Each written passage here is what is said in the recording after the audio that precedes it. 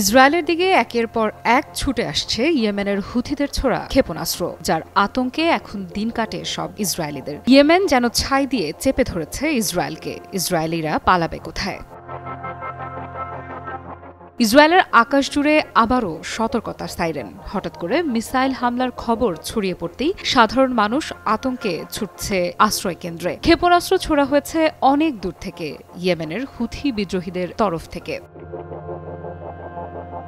ইসরায়েলের সেনাবাহিনী জানিয়েছে, মধ্য ইসরায়েল ও দক্ষিণ পশ্চিম তীর লক্ষ্য করে নিক্ষেপ করা হয় ব্যালিস্টিক মিসাইল। তবে আকাশ প্রতিরক্ষা ব্যবস্থা এটিকে মাঝ আকাশেই ধ্বংস করতে সক্ষম হয়, ফলে বড় কোনো হতাহতের ঘটনা ঘটেনি। কিন্তু প্রশ্ন হচ্ছে, কেন ইয়েমেন থেকে এত দূরে গিয়ে ইসরায়েলকে টার্গেট করা হলো? এর উত্তর পাওয়া যায় গাজার দিকে তাকালেই। ফিলিস্তিনিদের ওপর দীর্ঘদিন ধরে চলতে থাকা ইসরায়েলি হামলার জবাব হিসেবেই হুথিরা এ ধরনের পাল্টা আক্রমণ চালাচ্ছে। মূলত তারা দেখাতে চাইছে, ইসরায়েলের বিরুদ্ধে যুদ্ধ কেবল গাজা বা পশ্চিম তীরে সীমাবদ্ধ নয়, বরং ইয়েমেন থেকে কার্যকর আঘাত আসতে পারে। অবশ্য এটা নতুন কিছু নয়। আগেও বহুবার হুথিরা ক্ষেপণাস্ত্র ছুড়ে ইসরায়েলের দিকে বার্তা পাঠিয়েছে। আবার পাল্টা হিসেবে ইসরায়েল ও ইয়েমেনের ভেতরে বিমান হামলা চালিয়েছে। এভাবে দুই দিক থেকেই উত্তেজনা ক্রমেই বাড়ছে। এদিকে গাজার ভেতরের পরিস্থিতি ভয়াবহ হয়ে উঠেছে। আল জাজিরার রিপোর্ট অনুযায়ী ইসরায়েলি সেনারা গাজার বিভিন্ন আবাসিক এলাকা, স্কুল আর হাসপাতাল লক্ষ্য করে বিমান হামলা চালিয়েছে। আহতদের কাছে পর্যন্ত পৌঁছানো সম্ভব হচ্ছে না, কারণ চিকিৎসা ব্যবস্থা ভেঙে পড়েছে।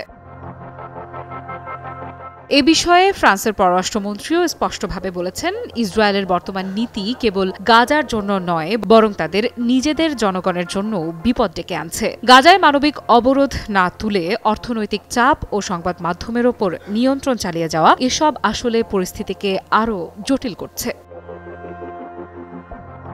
জাতিসংঘের ফিলিস্তিনি শরণার্থী সংস্থা UNRWA জানিয়েছে, গাজার স্কুলগুলো কার্যত ধ্বংস হয়ে গেছে। লাখ লাখ মানুষ ধ্বংসস্তূপে দিন কাটাচ্ছে। তাদের প্রতিদিনের সবচেয়ে বড় সংগ্রাম এখন শুধু খাবার আর বিশুদ্ধ পানি জোগাড় করা। সবচেয়ে ভয়ঙ্কর দিক হচ্ছে নিহত মানুষের সংখ্যা। এখনো পর্যন্ত গাজায় ইসরায়েলি হামলায় মারা গেছেন 65,000-এরও বেশি ফিলিস্তিনি। আহত হয়েছেন প্রায় 1,70,000 মানুষ, আর বাস্তুচ্যুত হয়েছেন লাখ লাখ বাসিন্দা। এই সংখ্যাগুলো কেবল পরিসংখ্যান নয়, এগুলো প্রতিদিনের করুণ বাস্তবতা।